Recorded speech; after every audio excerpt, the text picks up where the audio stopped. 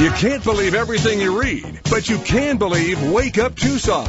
Morning 6 to 8 on AM 1030 KBOI. The Voice.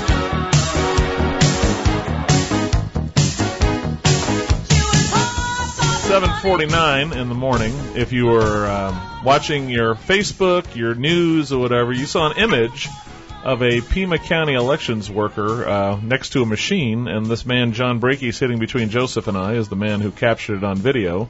So walk us through briefly how it all went down yesterday.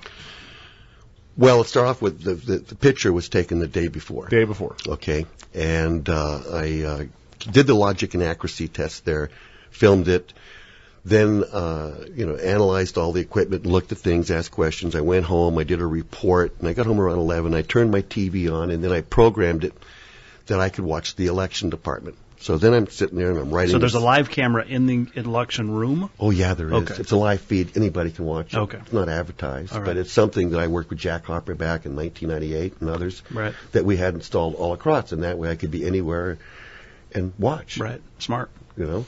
And so anyway. So you're drinking a cup of coffee, you're working on your report. report. I got the report done, and I was pretty depressed because the report really showed me that they had subverted the whole system and that they're planning to go ahead is run early ballots, and these machines are standalone, and then they want to upload them real quick to the central tabulator. Okay, and that's where they do the calculations. The standalones only make images and collect the data. That's what I like about them. That's dumb technology. Right. Okay? That means you can load these things and nobody can get the numbers out. And in Maricopa County, they take that and they use a thumb drive, and election day, they go in and say, now people, we're going to format this thumb drive, we're going to stick it in here, and then we're going to watch me walk it over to the central tablet and load it. Well, that's called a soft shoe network. Okay. They've hooked up a wire network, which is fine. But, after you do the logic and accuracy, I want that wire disconnected.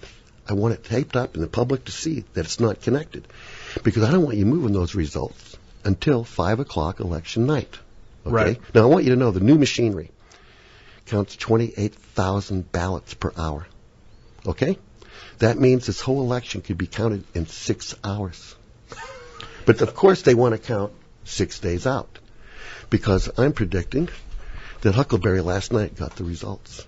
Absolutely. And I think that what I caught at 3:03, when he broke the seal, which was sealed by the parties, and it was not supposed to be open till the next morning till the parties were present, okay, that they were switching databases and prepping the other one, which already has a formula in it, that every so many votes, I want the results on this one to be 51-49, I want this one to be 60-40. Now, what if it was just a mistake and a guy that's been there for 10 years and accidentally cracked the seal and opened something with the observation?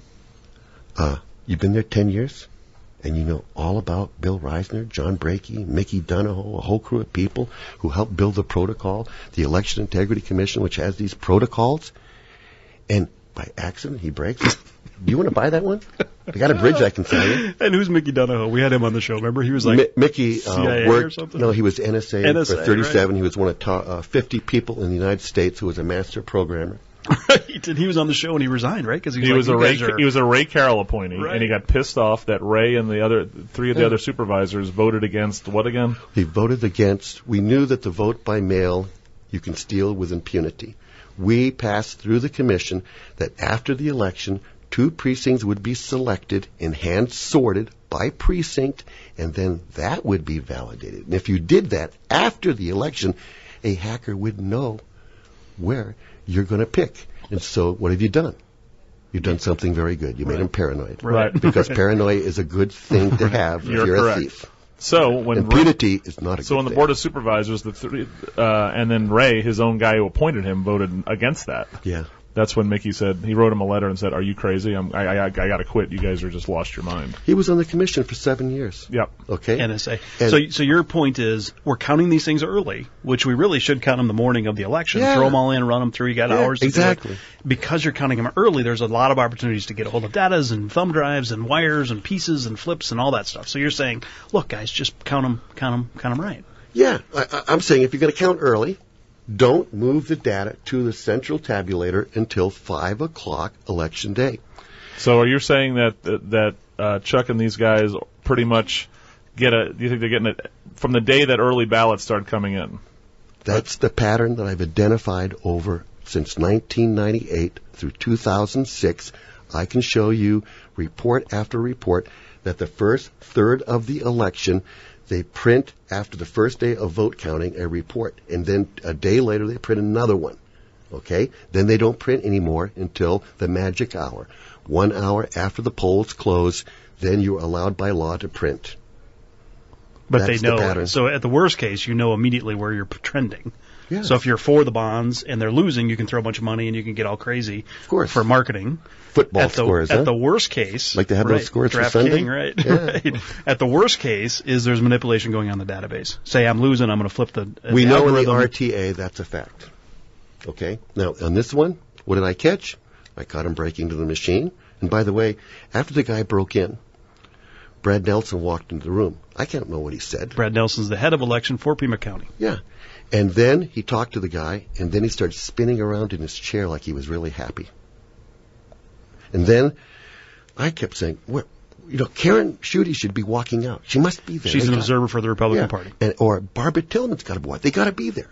And then I realized they weren't. I jumped in my truck, I went to the election department, and then I went to the door, it was locked. The door you go through is the public access. Then I saw Brad Nelson with a couple of the guys way on the east side of the building. I said, Mr. Nelson, I need to talk to you. And I said, is there something wrong with your video feed? And he says, no. And he explained to me how it worked. Then I took out my smartphone and I held it up and I said, do you see this? That's a picture of your guy breaking into the server. There's something really wrong here, or your video has video from the other day. And he goes, what? He acted surprised. No, he was in the room after the guy did it. And you see the machine open, okay? And the guy, you can see the program being worked on, okay? And so then he says, meet me out by the observer door. I'll be out in a few minutes. He kept me there 25 minutes. He was inside calling Barbara Tillman, the observer, Karen, saying, hey, guys, my guy made a mistake. We got to do the whole logic. He's prepping. Mm-hmm. Then 25 minutes later, he comes out, looks like a little puppy dog, and says, gee, John, you were right. I'm really sorry. We're going to redo the logic and accuracy. And I said, gee, this is nice of you. And we shook hands first time in like 12 years. I want you to know that. Right, okay? right. And I said, Brad, we need to work together and make this a good election. I have some severe problems. I just finished a report I call the 256 after I got the 303 picture.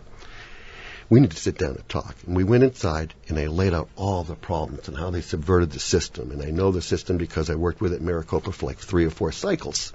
And all this is super wonky and super technical, what you're talking about, but you know it and understand it. Totally. Does Brad know it and understand it? Yeah. Does the guy that's been there 10 years know and understand it? Oh, like the better than me. Right. He was hired by Brian Crane, this guy. Okay. Okay. And this is not the first time I caught him playing around. When was the last time? On the Sunnyside election, I monitored that one. They filmed it. Oh, They Which was did a a recall. backup of the database after they did the logic and accuracy, and they closed the program and then went fishing for another program. Isn't this Brad Nelson's job to be watching this? Yes. He did. Not He watched him hack it. and then reporting it. No, you go back in behind the locked door and talk with the boys. Yeah. Yeah. Thank you very much. Just asking. Well, thank you, I got Ed. a question here, and that is, where can we get that video? The fatal flaw. Fatally flawed. Fatally flawed. You can go to our site, which is riggednomore.com, and there's a page on the side of it, and it has the picture of Fatally Flawed. And you click on that, I believe, and you can contact the It's producer. fascinating. I read your depositions where you've got the guy that was at Boondocks and said he flipped it. And I mean, just it really is fascinating to find. Watching to Chuck listen to under oath is pretty fun on that. Yeah. too. Yeah. So here's the question for you: what happens next? Well, I filed this morning a document with the Secretary of State. I'm asking him to intervene and meet with us. And they have been receptive. Michele Reagan, she wrote letters. She's talking.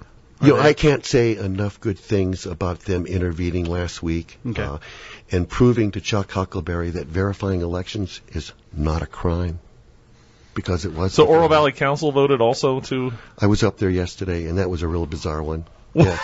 Explain that real quick. Well, if you read what they put through as a motion, that they want to be held harmless. At first off, 4 of them were not going to show up, and they were going to boycott.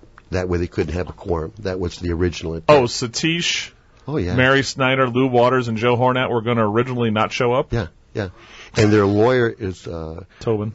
is advising them that verifying elections is a crime and that the Secretary of State and the Attorney General are wrong, and they're asking to be held harmless in case something goes wrong. And by the way, even if you do count it, it doesn't count. That's what they say. So we're running out of time here, guys. Think of these Iraqi women that put their finger in the blue ink and hold it up for the right to vote and the right for an honest election. I mean, that's why this is so incredibly important that you're the watchdog on it. And that's why people, please go out and vote. Yeah. Okay? If this doesn't motivate you by the work of a lot of people, just not locally, nationally, vote. And vote at a precinct. Thank you for having me on. Thanks, John Brakey. Keep doing what you're doing, buddy. You're the only one on that wall, or one of a few people on that wall. Yes. So, wake up, Tucson, 10:30. The Voice. Triple D coming up next. Intelligent talk 24/7. AM 1030. KVOI Cortero, Tucson. On the web at kvoi.com.